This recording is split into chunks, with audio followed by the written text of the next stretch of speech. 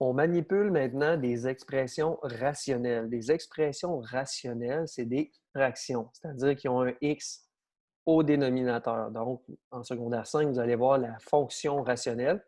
Maintenant, on parle plus d'expression rationnelle. Aujourd'hui, on s'attaque aux restrictions dans les expressions rationnelles et à l'addition et la soustraction.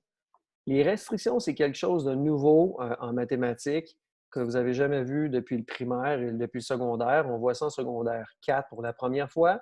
Donc, dans les restrictions, ça concerne des valeurs que X ne peut pas prendre, qui vont faire en sorte que la calculatrice va marquer erreur. Donc, c'est des opérations qu'on ne peut pas faire parce que X, ça reste une variable qui peut prendre n'importe quel nombre. La restriction, maintenant, ça rajoute de la rigueur au problème. C'est-à-dire qu'on ne dit pas à chaque ligne, par exemple comme ici, que le x ici, c'est une variable qui peut être n'importe quoi. Ce n'est pas vrai. Ça ne peut pas être n'importe quoi. Parce que le dénominateur ne peut pas être zéro. Donc ici, dans les expressions rationnelles, la restriction qui fait en sorte qu'on pourrait avoir une opération impossible à faire, ce serait que le dénominateur serait zéro. Donc, ce qu'il faut dire dans les restrictions, c'est quelle valeur que x ne peut pas prendre pour éviter qu'on ait un zéro au dénominateur. Donc, dans ce cas ici, si on a une fraction comme ça, la restriction, c'est qu'il faut que 4x soit différent de 0. Maintenant, ça c'est bien beau, mais nous, c'est quelle variable, quel nombre que x ne peut pas prendre. C'est ça qui nous intéresse.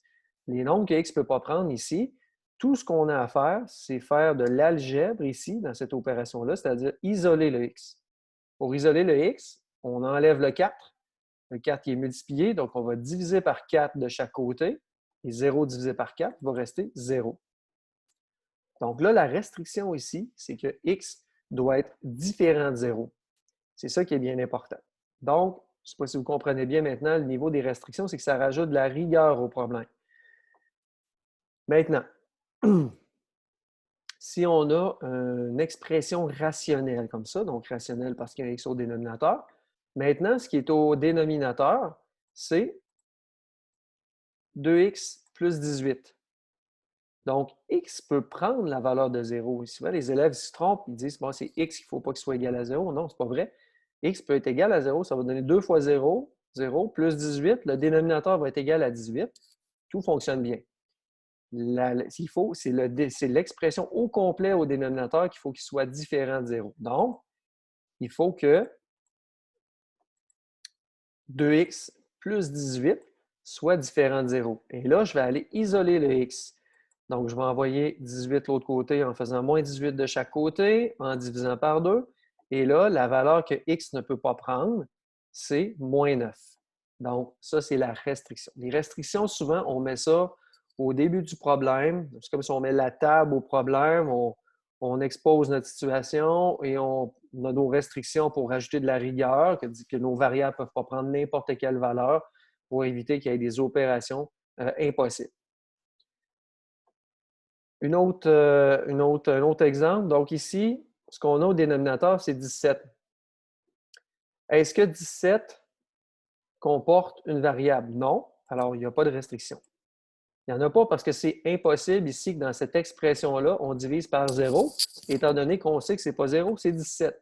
Contrairement aux deux autres exemples ici et là.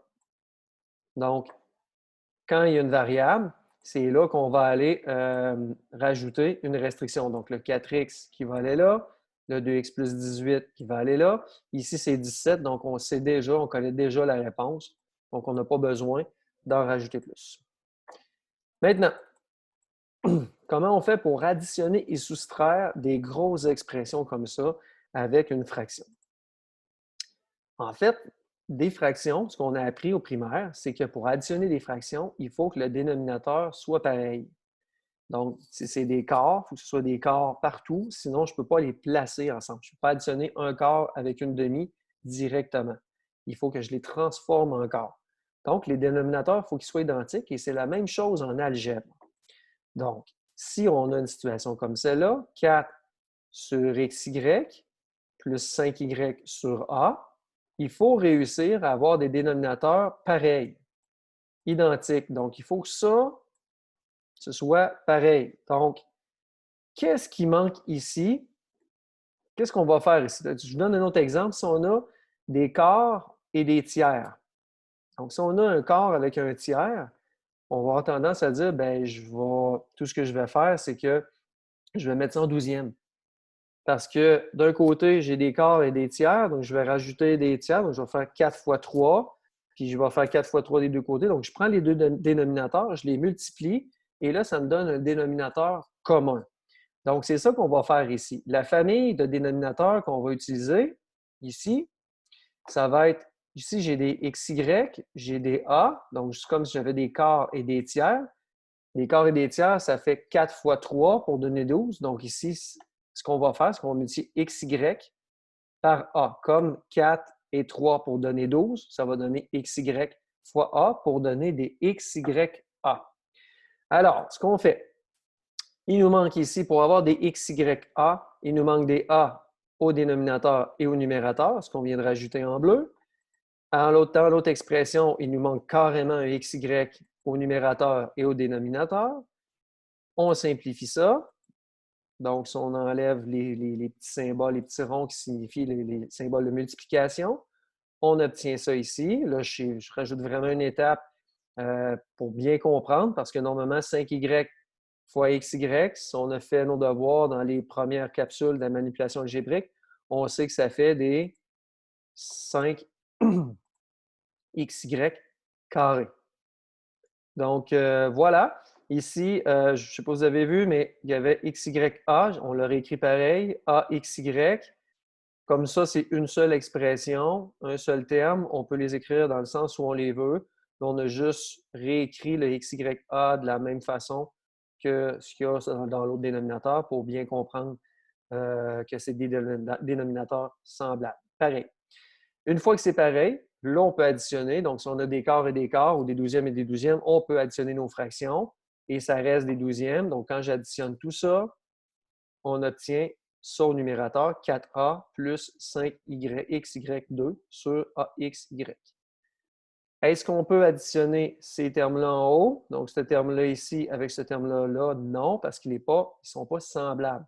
Pour être semblables, il faut qu'il y ait les mêmes variables, les mêmes lettres, et les mêmes exposants aux mêmes lettres. Là, ce n'est pas le cas, donc ça reste comme ça. Les restrictions ici, donc les restrictions, c'est les suivantes. On aurait pu les mettre au début du problème. Donc ici, il faut que xy soit différent de 0. Donc ça veut dire que x différent de 0, y différent de 0. Même chose pour le a, parce que dans ce cas-là, ça va donner qu'un des deux termes va diviser par 0. Ici maintenant, si on regarde nos dénominateurs, ceux-là, on voit qu'ils sont presque pareils. Donc, on voit qu'ici, il y a des x plus 1 et ici, il y a des x plus 1. Quelle est la seule différence? La seule différence vient du 2 ici. Donc, ce qui va manquer, ça va être de rajouter des 2 maintenant dans cette expression-là au numérateur et au dénominateur. Donc, ça va en prendre. Donc là, je ne suis pas en train de montrer que ça, on distribue ça, c'est pour te donner l'idée que c'est ce qui manque pour avoir des dénominateurs communs. Donc, le dénominateur commun, il va s'appeler 2 fois x plus 1. Donc ici, il faut que ça devienne 2 fois x plus 1, il manque un 2. Donc, si on rajoute un 2 au dénominateur, il faut le rajouter aussi au numérateur. Et là, on a ça. On simplifie, on distribue tout simplement, si on veut, on enlève uniquement les signes de multiplication. On continue. Ici, ce qu'on obtient, c'est qu'on a des 2x plus 1, des 2x plus 1. Alors, à ce moment-là, on peut tout mettre ça sur 2x plus 1. Au numérateur, on obtient ça. On va essayer de simplifier un petit peu. Premièrement, on va distribuer le 2 dans la parenthèse. Et là, ensuite de ça, on va regarder s'il y a des termes semblables. Oui, il y en a des termes semblables. On les voit ici, les deux termes semblables, ils sont là. Il y a des 14x et des 5x, c'est la même famille. Puis il y a aussi une famille différente ici, les familles de constantes, qui sont ici et là. Donc, on va tout simplement simplifier ça et ça donne 19x plus 3 sur 2x plus 1. Les restrictions maintenant. Les restrictions, ben, premièrement, les restrictions, on va enlever nos écritures. Donc, je garde ça. Il faut absolument que le dénominateur ici et là, donc ces deux dénominateurs-là, ils doivent faire partie des restrictions. Donc, pour faire partie des restrictions, on a que x plus 1 doit être différent de 0, ce qui donne que x doit être différent de moins 1. Donc, si je me place ici. Et ensuite de ça, il faut aussi que 2x plus 1 doit être différent de 0. Donc, on a deux restrictions parce qu'on a deux fractions. Donc, il y a deux possibilités de diviser par un nombre qui est 0. Donc, une fois qu'on travaille ça, maintenant on l'isole, on va trouver que ça donne, si je distribue le 2, 2x plus 2, et si j'isole le x, ça va donner x différent de moins 1. Moins 1, on l'a obtenu parce qu'on a fait moins 2 de chaque côté et divisé par 2 de chaque côté. C'est comme ça qu'on additionne et on soustrait des expressions fractionnaires, c'est-à-dire des fractions, des nombres rationnels. La multiplication, c'est quelque chose qu'on va voir dans la prochaine capsule.